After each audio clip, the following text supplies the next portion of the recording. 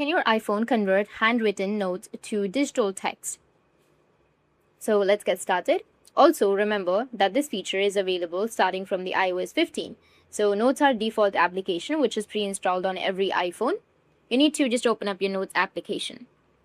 Now, you need to just simply go with Notes which will be on the bottom, go with the new note. And now an empty note will appear. And what you need to do is just simply go with the icon, the paper clip icon right here, tap on it, and tap on scan text. So by clicking on it, on your screen, it will appear a little camera which is only visible at the bottom part of your phone. If you would like to make it bigger, we can just simply adjust the white line and you will have the whole screen. Now I have written something here. So if you just simply go with your camera and scan it, then on the top, as you can see, that you will have all of the text. So go with insert and it has been inserted. That's how you can iPhone convert handwritten notes to a digital text. And if you have any questions, feel free to comment below. Thanks for watching.